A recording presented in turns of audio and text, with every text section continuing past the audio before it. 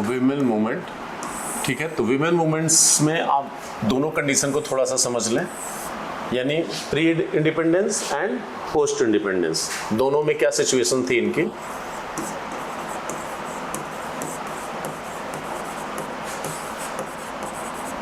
Pre independence and post independence.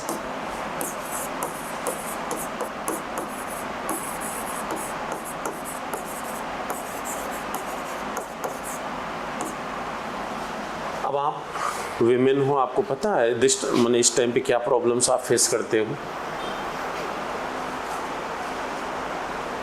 बहुत सारी problems अभी भी हैं, गवर्नमेंट ने बहुत सारे अमेंडमेंट, बहुत सारे लॉज आपके लिए उन्होंने बना रखे हैं, बट वो अभी भी पूरी तरह से सॉर्ट आउट नहीं हुई है, ठीक है। लेकिन थोड़ा सा हम आपको ब्रीफ कर देते हैं कि वास्तव में प्रॉब्लम स्टार्ट कहाँ से होती है, ठीक है। आप कोई बात, उसका सब्स्टिट्यूट भी नहीं था, चलो कोई बात, ओके। हाँ, इंडिया में फर्स्ट टाइम आप एक कल्चर पढ़ते हैं, that's name is the Rigvedic culture, ठीक है। ऋग्वैदिक कल्चर नाम सुना होगा। प्री ऋग्वैदिक एज में आप देखेंगे कि वहाँ पर विमेन और मेल में बहुत ज़्यादा डिफरेंसेस नहीं थे। विमेन के राइट्स जो है पॉलिटिकल, सोशल, रिलीजियस, सारे राइट्स विमेन के पास थे, इवन एजुकेशन राइट्स भी होता था, ठीक है। बट सुन रहे मेरी बात, उनके पास सारे राइट होते थे। इवन आप सभा और समिति, एक कॉन्सेप्ट है सभा और समिति का, जो राजा का चुनाव भी करते थे, यानी उसमें महिलाओं का पार्टिसिपेशन होता था। यानी आप पॉलिटिकल, सोशल और रिलीजियस बेस पे अगर देखेंगे तो महिलाओं में डिस्क्रिमिनेशन नहीं है, ठीक है। वहाँ मेल और फीमेल में बहुत ज़्यादा डिफरेंसेस नहीं है। न होने का रीज़न ये है कि प्रॉपर्टी का कोई कॉन्सेप्ट नहीं था उस टाइम पीरियड पे। चूँकि ऋग्वैदिक एज में जो आर्यंस हैं, आर्यंस बेसिकली बेस्ड हैं किस पे, पशुपालन पे, ठीक है। पशुपालन, चूँकि गाय, काउज जो है उनके टाइम पीरियड पे सबसे इंपॉर्टेंट चीज़ थी। तो जब तक आप पशुपालन बेस्ड हैं, ठीक है, पशुओं पे बेस्ड हैं, तब तक आप स्टेबल नहीं हो सकते, किसी एक जगह पे आप स्टेबल नहीं हो सकते। आज यहाँ पर आपके लिए चीज़ें अवेलेबल हैं, ग्रीन वगैरह, ग्रीनरी वगैरह, तो यहाँ पे जानवर है, जानवर मूव करेगा तो आप भी मूव करोगे, ठीक है, जैसे स्टोन एज में होता था।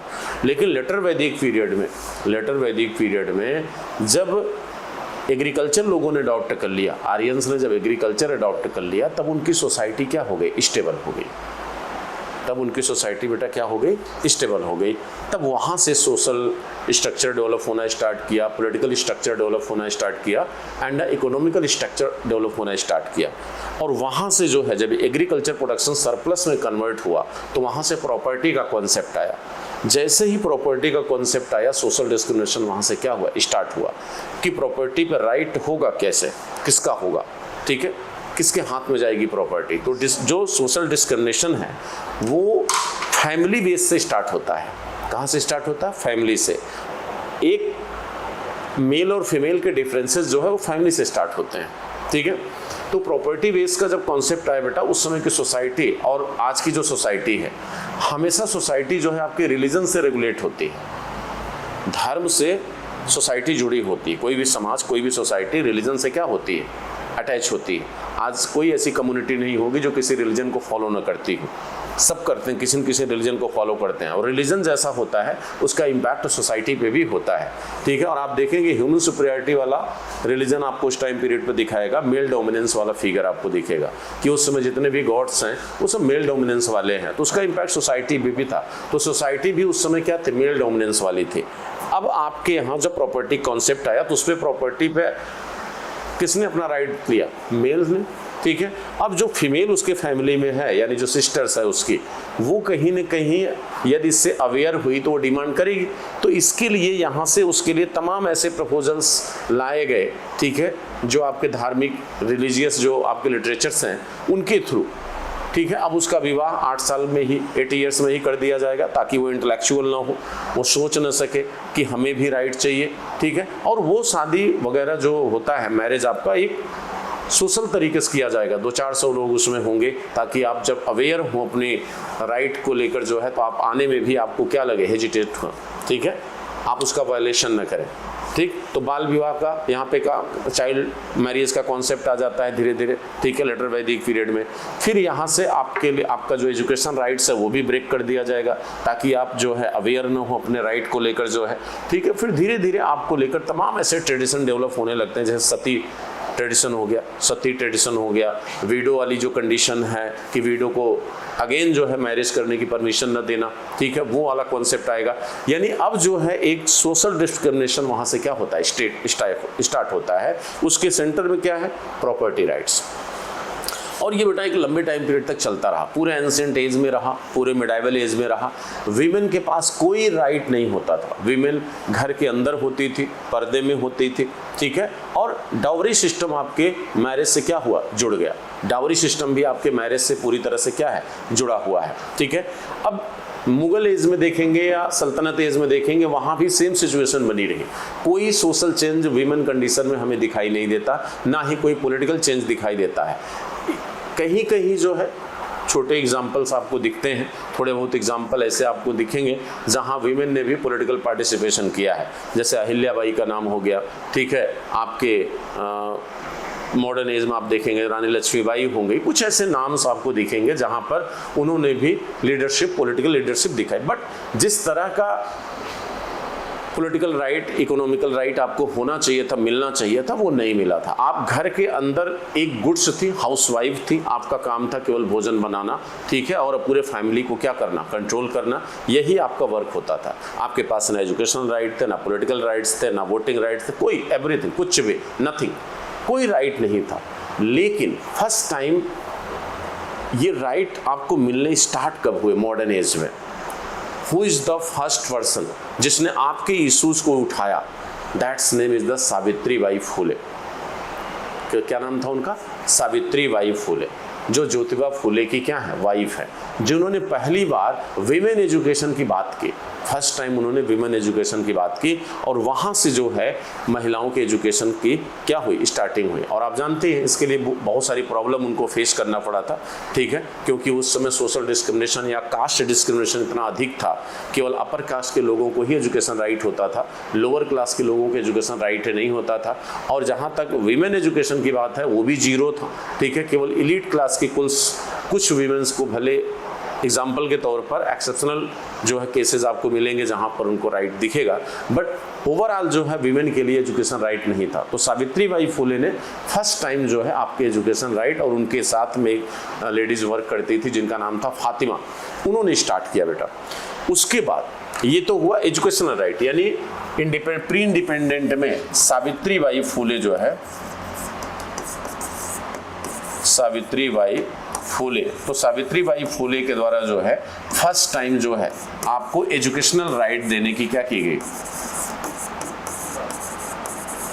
ठीक है, एजुकेशनल राइट आपको देने की बात की गई। इन्होंने ये इशूज क्या किया, क्रिएट किया, और ये इंसिडेंस कब का है, 1873 का, ठीक है।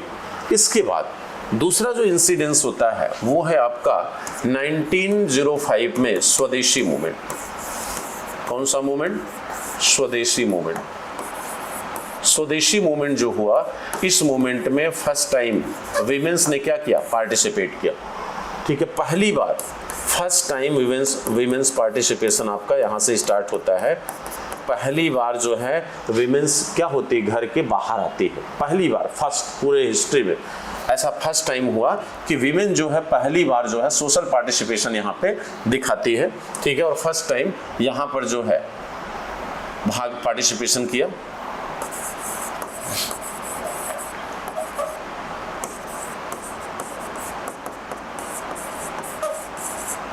फर्स्ट टाइम विमेन पार्टिसिपेशन यहाँ पे दिखाई देता है स्वदेशी मूवमेंट में, ठीक है। लेकिन ये बड़े लेवल पर नहीं था बेटा, ये केवल बंगाल रीजन में था, वहाँ पर महिलाओं ने पार्टिसिपेट किया मूवमेंट में।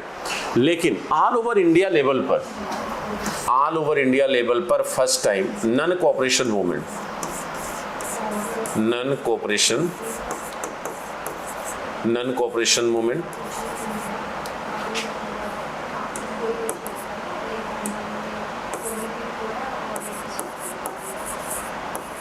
नन कोऑपरेशन मूवमेंट, जो किसके थ्रू चलाया गया, गांधी, किसके द्वारा चलाया गया था, गांधी, 1920 to 24 22 ठीक है।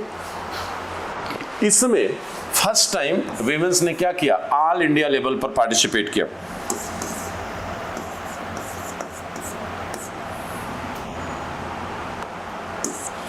ऑल इंडिया लेवल पर क्या किया,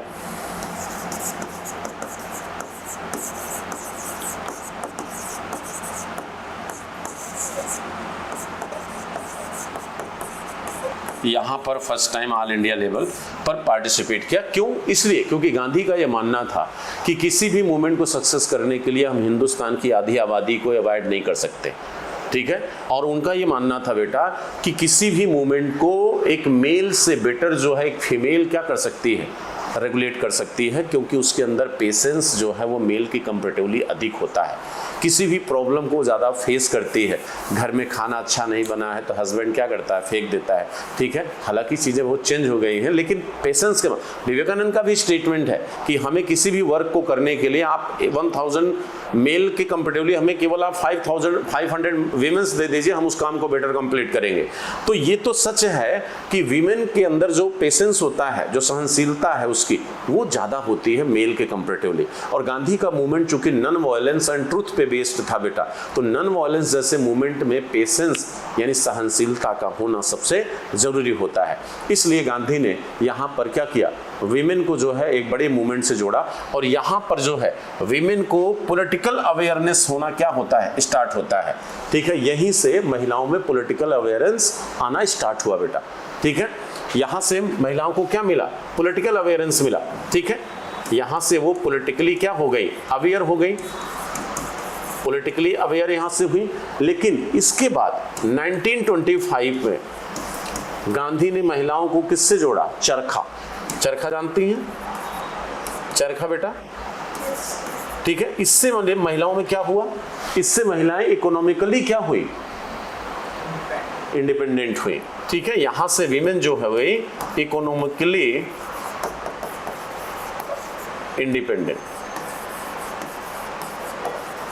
और आप जानते हैं कि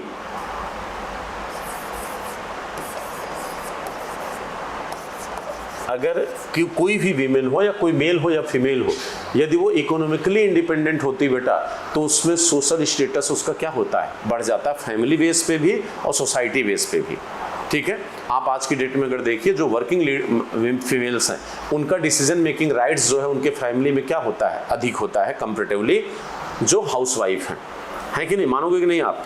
तो एक तरफ गांधी ने बेटा इसको स्टार्ट किया, लेकिन दूसरी तरफ जो हमारी सोसाइटी में प्रॉब्लम्स हैं, ठीक है, जैसे जो हमारी सोसाइटी में प्रॉब्लम्स हैं, जैसे सती ट्रेडिशन, जो सती ट्रेडिशन है,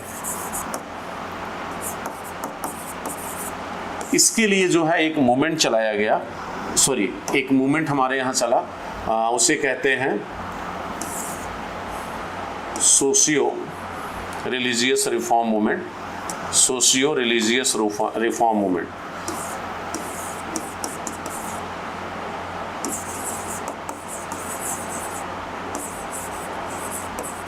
सोशियो रिलीजियस रिफॉर्म मूवमेंट। और ये मूवमेंट किसके थ्रू स्टार्ट किया गया, राजा राम मोहन राय। किसके थ्रू स्टार्ट हुआ बेटा, ये राजा राम मोहन राय। और राजा राम मोहन राय ने जो ये स्टार्ट किया, ठीक है, इनके साथ जो है कई लोग धीरे धीरे क्या होते गए, जुड़ते गए, ठीक है। इन्होंने सती के अगेंस्ट, हालांकि केवल सती ट्रेडिशन के अगेंस्ट इन्होंने मूवमेंट नहीं किया था बेटा, इन्होंने तो क्या बोलते हैं, चाइल्ड लेबर की प्रॉब्लम हो गई या चाइल्ड मैरिज की प्रॉब्लम हो गई, विडो की प्रॉब्लम हो गई, वीमेन एजुकेशन की प्रॉब्लम हो गई, इन सारी प्रॉब्लम्स के अगेंस्ट इन्होंने मूवमेंट स्टार्ट किया। बट आदमी जिस एरिया में सक्सेस होता है ना, उसी के लिए जाना जाता है वो। तो ये सक्सेस किस में हुए, सती ट्रेडिशन को समाप्त करने में। और सती ट्रेडिशन आपका जो है समाप्त होता है कब, 1829 में। कब हुआ बेटा, 1829 में, ठीक है। 1829 में पहले ये बंगाल में हुआ, देन आफ्टर जो है ये पूरे भारत में, ठीक है, देन आफ्टर पूरे ऑल ओवर इंडिया में ये इंप्लीमेंट कर दिया गया कि अब कोई सती ट्रेडिशन को फॉलो करता है, ठीक है, तो वो क्या होगा, वायलेशन ऑफ लॉ, ठीक है, फिर उसे हम पनिश करेंगे, तो ये बैन हो गया उसके बाद बेटा, ठीक है। इसके बाद इसी कड़ी में अगला नाम आप देखेंगे ईश्वरचंद विद्यासागर। ईश्वरचंद विद्यासागर ने विडो रिमैरिज के लिए काम किया 1856, ठीक है।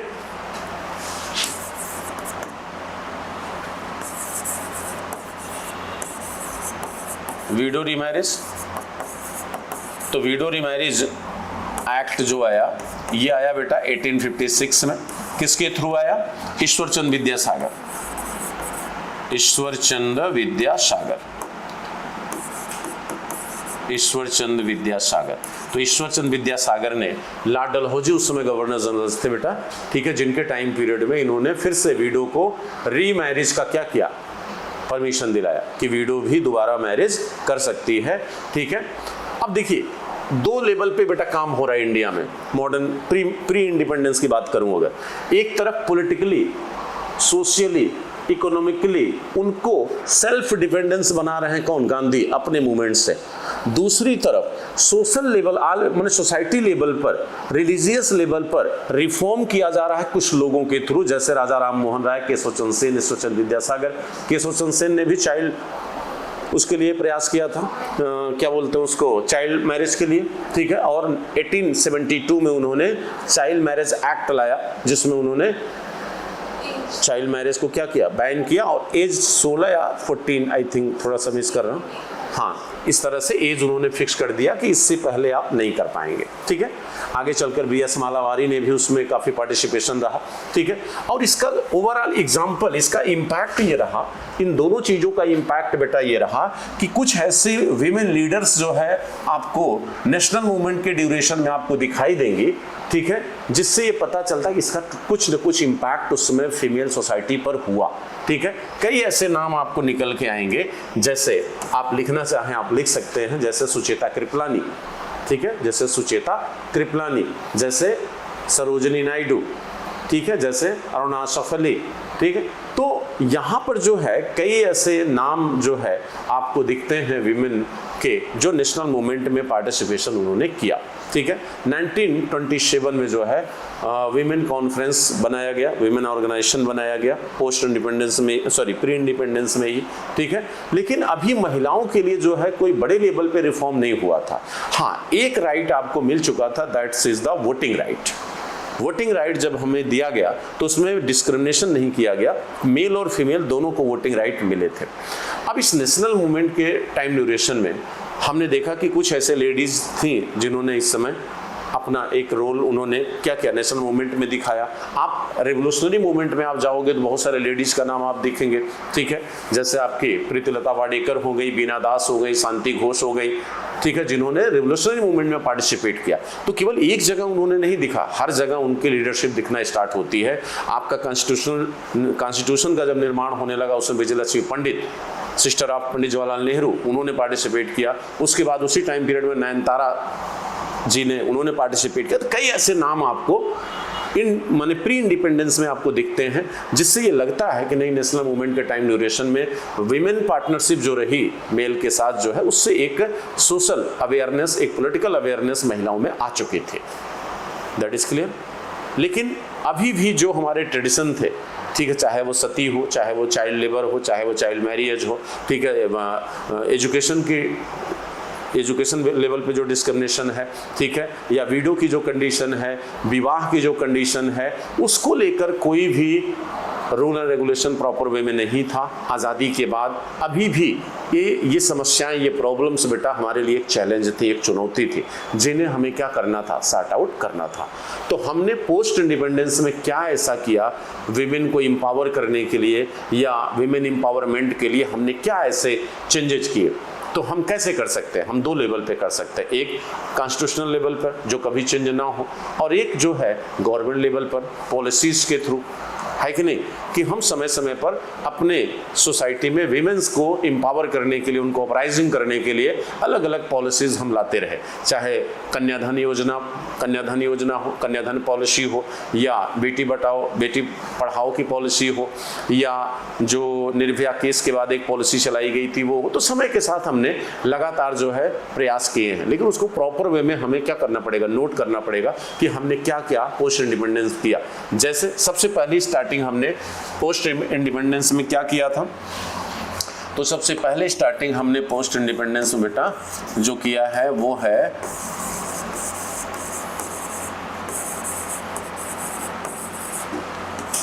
हमने क्या किया, आर्टिकल 14 हमने क्या किया, राइट टू इक्वालिटी दिया। क्या दिया बेटा? Right to equality. ठीक है, हमने आर्टिकल 15 में क्या दिया? हमने आर्टिकल 15 में कहा कि हमने महिलाओं को जो है, अगर महिलाओं को अगर डिस्क्रिमिनेट किया जाता है, यानी सेक्स के लेवल पर अगर आप डिस्क्रिमिनेट करते हो तो ये क्या होगा? दंडनीय अपराध माना जाएगा। यहाँ पर हमने सेक्स लेवल पर जो डिस्क्रिमिनेशन है उसको प्रोहिबिटेट किया। एंड एक आर्टिकल ए होगा 15 की बात मैंने बताया। एक आर्टिकल बेटा और है, वो है आपका 15(3). इसमें हमने स्टेट को ये पावर दिया है कि कोई भी स्टेट अगर अपने यहाँ ये फील करता है कि हमारे यहाँ वीमेन काफ़ी नीचे हैं तो उनके लिए अलग से वो क्या कर सकता है? लॉ क्रिएट कर सकता है, उनके लिए कोई भी अलग से पॉलिसीज या उनको कोई अलग से राइट दे सकता है। ठीक है, नंबर 1। थर्ड हमने क्या किया? हमने 17(3) अमेंडमेंट एंड 74th अमेंडमेंट जो किया, कॉन्स्टिट्यूशनल अमेंडमेंट बेटा, इस ये हुआ आपका कब? 1992। इसके थ्रू हमने आपको लोअर लेवल पर जो पंचायती राज जो इलेक्शन होता है, पंचायती लेवल पर हमने वीमेन को क्या किया है? 33% का रिजर्वेशन दिया है। हमने वीमेन को क्या किया बेटा? 33% का क्या किया है? रिजर्वेशन दिया है। ठीक है, तो आज की डेट में अगर तुम वीमेन हो, मैं तुमसे अगर पूछूं कि तुम आज की डेट में वीमेन के लिए क्या प्रॉब्लम्स हैं? ठीक है, प्रॉब्लम्स तो बहुत हैं, लेकिन उसमें 2-3 प्रॉब्लम बताओ। अनएम्प्लॉयमेंट, ठीक है, अनएम्प्लॉयमेंट तो सबके लिए है। ठीक है, देखो ऐसे बताया जाता है, अभी भी हम पॉलिटिकली इक्विवेलेंट नहीं है। ठीक है, पॉलिटिकली हमारा पार्लियामेंट में पार्टिसिपेशन कितना है? 12.4%। ठीक है, अपर हाउस में, लोअर हाउस में हमारा 13% है। तो हमें वहाँ पे क्या चाहिए? हमारी आबादी अगर 50% है तो हमें पॉलिटिकली जो है क्या चाहिए? भागीदारी चाहिए। नंबर 1, एजुकेशनल राइट्स हमारे इक्वल नहीं है। अभी भी सोसाइटी में हमें आइडियोलॉजिकल लेवल पे क्या करना है? चेंज लाना है, लोगों में अवेयरनेस लाना है। हमें अभी भी हर विलेज लेवल पर, विलेजर लेवल पर जो है, अभी भी हमारे एजुकेशनल राइट में इक्वालिटी नहीं है। अभी भी फीमेल कैंडिडेट को जो है इक्वल राइट मेल के कंपेरेटिवली नहीं मिल रहे हैं। नंबर 3, आपको जो है कहीं न कहीं आपके साथ जो इनजस्टिस होता है आपके वर्क प्लेस पर जो होता है, एक सबसे बड़ी प्रॉब्लम ये है, हालांकि उसके अकॉर्डिंग गवर्नमेंट ने लॉ क्रिएट कर दिया है, लेकिन ये अवेयरनेस से आएगा।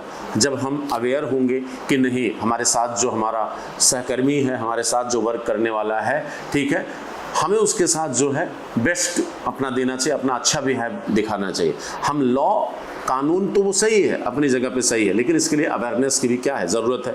अगर ये कानून इतने सक्सेस होते तो जितने भी रेप केसेस हो रहे हैं, चाहे वो निर्भया केस हो, मथुरा कांड का केस हो, या रेगुलर आपको इस तरह के डाटाज आपको मिल जाएंगे, वो कम हो गए होते, है कि नहीं? वो कम हो गए होते, लेकिन वो अभी भी नहीं कम है। तो उसके लिए अवेयरनेस लानी है। ठीक है, ज़रूरत है उसके लिए कि लोगों को अवेयर किया जाए। ठीक है, लोगों में मोरालिटी को क्या किया जाए? बढ़ावा दिया जाए। ह्यूमैनिटी को सपोर्ट करने के लिए प्रमोट किया जाए, तब जाके ये चीज़ें क्या होंगी? कम होंगी। तो गवर्नमेंट ने ऐसे क्या क्या प्रयास किए हैं वो मुझे पॉइंट आउट कराने हैं आपको बेटा। ठीक है, उसको आप नोट डाउन करिएगा।